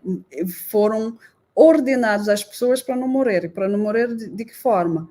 Anunciados nos jornais. É por isso que não se sabe o número exato das pessoas que morreram naquele dia, e até porque há outros que vieram a morrer depois. Acho que era isso dentro dos 3 tempos, né? Exatamente. Obrigado pelas suas explicações. Aqui no auditório, mais alguém, por favor? Vamos nos pronunciar nesse momento final com a professora Artemisa. Senão, eu vou encaminhar para os finalmente. Alguém fez pergunta em papel? Eu posso também fazer a professora. A nossa professor Sábio, comentário geral, vem aqui aparecer um pouco. O professor Sábio está vindo aqui, tá? Para te conhecer. Olá, professora, tudo bem? Olá, tudo bem? E estou atento à sua fala, que o Samarone me puxou aqui para falar, mas estou aqui atento, viu? Ótimo. E é saliente mesmo. Obrigada. Ele está tímido hoje. Somos todos. A Artemisa, Sim. na verdade, eu só tenho a agradecer, na verdade, mais uma vez, pelo teu tempo, pela tua disposição em partilhar com a gente momentos preciosos da tua experiência, né? Acima de tudo, uma experiência, né? Me chamou muito a atenção. Essa tua frase me tocou profundamente mesmo, né? Tanto que eu anotei. E aí fica... A gente falou de linguagem, uma linguagem para o cinema cabo-verdiano. Será que não está a linguagem do cinema cabo-verdiano, ainda que seja nos documentários, no que você falou? Não sei, ouvi falar, quero saber. Uma tríade aí, né? Uma tríade que só o percurso e as cabo-verdianas e os cabo-verdianos vão poder decifrar no seu fazer cinema e poesia, né? Assim me tocaram tuas palavras. Só tenho a te agradecer mais uma vez nesse momento. Tenho grande estima pela tua pessoa, desde quando eu conheci lá na Uni Santiago em 2010. Já está então já vai para 14 anos que nós nos conhecemos, e esse é só um ponto de início de um diálogo que a gente vai fazer mais constante, não só em linha, mas presencial. Estou levantando esforços, sim, para, inclusive, a gente fazer trabalho juntos, cinematográficos. Depois eu te conto no privado. Mas eu queria só te pedir, assim, se quiser deixar um contato para os alunos. Muitos alunos aqui me perguntaram sobre você, ficaram curiosos, contato, como entrar em contato contigo, tem o teu e-mail, se tu pode expor um contato direto, para conhecer mais tua obra, que a gente está para partilhar, né? Também é nosso desafio. Falar de cinema africano e da diáspora é um desafio, né? É uma construção, é nos despossuirmos de coisas que a gente pensou que só existe cinema americano e europeu, mas não. Essa é a provocação também que eu te faço e te abro aqui o microfone para as reflexões finais do... Olha, só tenho que agradecer bastante pelo convite, Samarone, e pela paciência durante todo esse tempo comigo, posso dizer.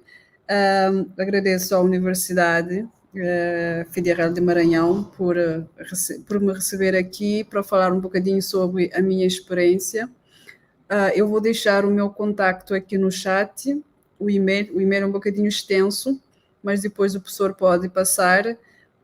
Para quem quer me encontrar, estou no Facebook, Artemisa Freira, e também no Instagram, que qualquer pergunta que caso querem saber mais sobre o meu trabalho, mesmo que seja sobre Cabo Verde, disponham. Posso demorar um dia por responder, mas sempre respondo. É isso, espero que conseguiram conhecer um bocadinho sobre a nossa realidade, a nível do cinema, que estamos em construção, e também da poesia. Estou disponível para futuros projetos, palestras novamente, para falar um bocadinho sobre a minha pessoa, e também vou convidar-vos um dia para falar com os meus alunos também na Universidade de Cabo Verde. São alunos da área de audiovisual, do curso multimédia, comunicação e multimédia, e na parte vertente audiovisual, que temos ali algumas produções, e espero encontrar-vos ali para falarmos um bocadinho, ok? Eu agradeço bastante a paciência, e por ter paciência com a minha forma de falar, sou assim um bocadinho monótono a nível da fala. Mas, mais uma vez, muitíssimo obrigada pela vossa presença. Artemisa Ferreira, o teu falar é um canto que vem das ilhas cabo-verdianas para nos abrilhantar num dia que está muito quente aqui também. Eu só tenho, em nome da licenciatura Estudos Africanos e da Diáspora, a te agradecer pela tua presença, por essa palestra, essa comunicação oral. Eu só tenho, em nome da Universidade Federal do Maranhão, a te agradecer também por esse momento, e que faço voto da gente continuar nos próximos encontros. Aceito o teu convite em dar palestra também online aí com você. No mais, nos despedimos aqui e até a próxima. Ok? Ok, obrigada, até. Já deixei os contatos.